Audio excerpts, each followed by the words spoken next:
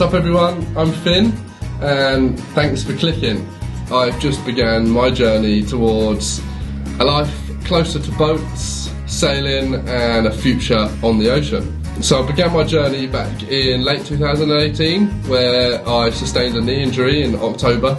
So I was laid up for quite a while, which allowed me to come across a YouTuber named Goodin who is rebuilding a beautiful historical yacht named Tally-Ho. After binge watching the whole series, I sent Leo an email asking if there was any possibility for me to head out to Scrim and be involved in the project. So after a few emails sent between us both, 2 months had passed and I was jumping on a plane heading for the Pacific Northwest.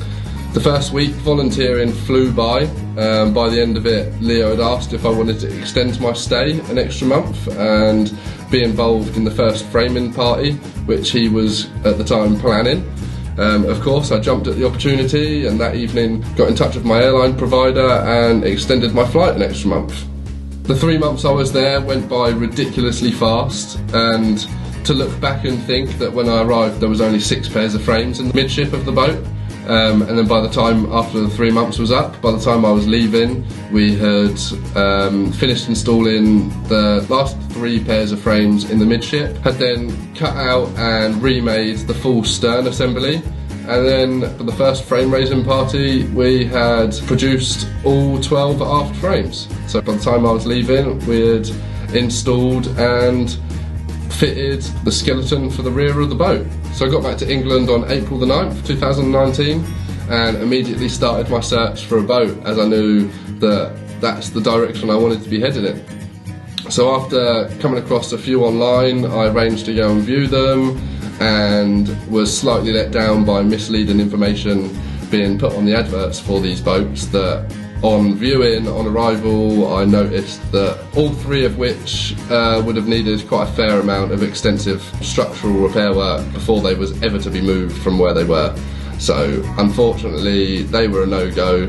So after that I just got stuck back into work to try and earn some money to fund my next adventure. It was now mid-May and I had come across an advert online for a 40-foot gaff-rigged oyster smack for sale in a small boatyard called Iron Wharf, located in Faversham, Kent, which is only about an hour away from where I was living at the time. So immediately I picked up the phone and spoke with one of the staff at the boatyard and arranged a time to come and view the boat. So after finding the boat online and looking through the pictures, I was quite excited to go and see her. She had a very beautiful shape, nice overhang, nice lines. Although I wasn't looking for a huge restoration project, I was looking for something that I could kind of sink my teeth into and do a bit of work in order to get it up to ship shape, ready to take off on a bit of an adventure sailing. Whereas this one needed slightly more work than I was kind of hoping for.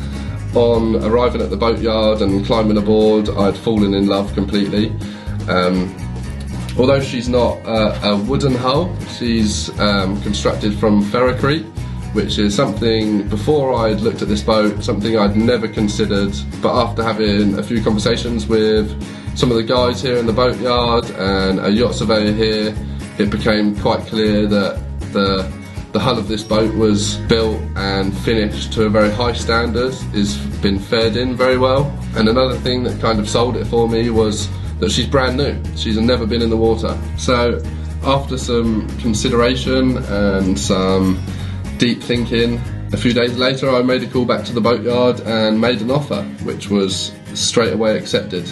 So the excitement began to build. So it was a week later, after I'd made an offer that was accepted on the boat, that I came back up to Iron Wharf Boatyard to make the first down payment on the boat and to take another look around the boat that I had just purchased. So whilst I was at the boatyard, I got talking to one of the managers here, and he took me around the yard and introduced me to some of the shipwrights that are working here on some pretty interesting projects. One of them being a guy named Maris, who is currently building a brand new Western Red Cedar 57-foot catamaran. So it was a week after that I'd had my first day and had got the job. So here I was with the boat that I'd just bought in Iron Wharf Boatyard, and a position opened up for some boat work and boat building with a guy, Maris, who was actually one of the carpenters that rebuilt Cutty Sark after the last fire that she had. So now I'm back here in England. I'm pretty keen to get started.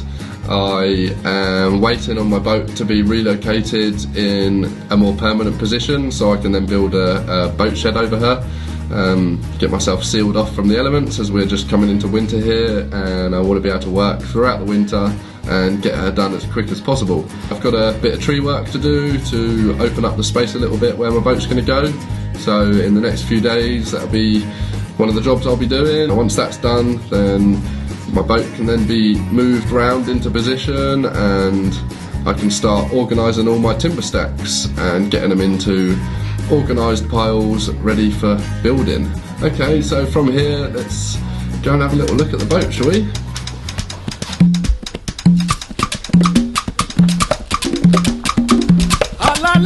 Okay, so here she is.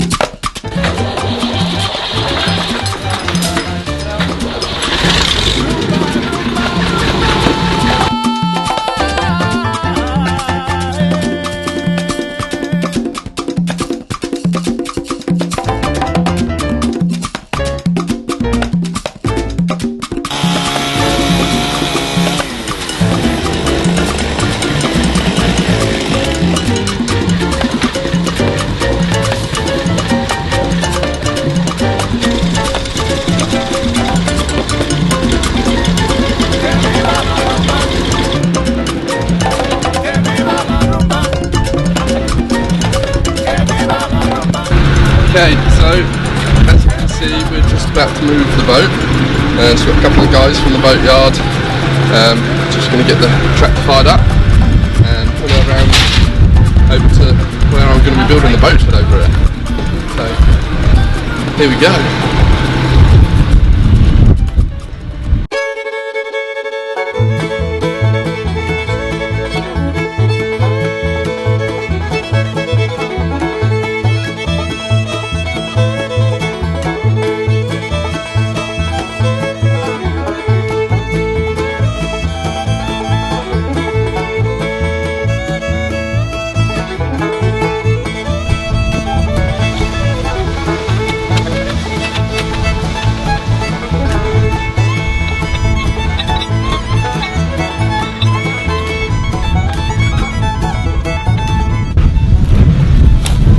As you can see, we've got the boat in position after some very precise manoeuvring done by Kerry, one of the yard staff.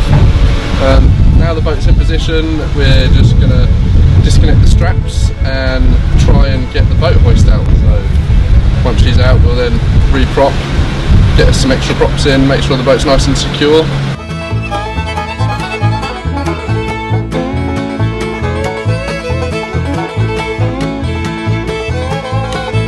There we go, one moved boat. So unfortunately that's all I've got time for this time. I've got to get back on with some work. I just want to say a huge thanks to all of you that have shown so much support so early on into the project and subscribing to my channel without any content, with huge faith that one day I'll get there and you'll be able to see the journey that I'm on. It is an incredible feeling to have such support, and I really look forward to sharing my journey with you and letting you see the project that I have taken on. So thanks, and see you next time.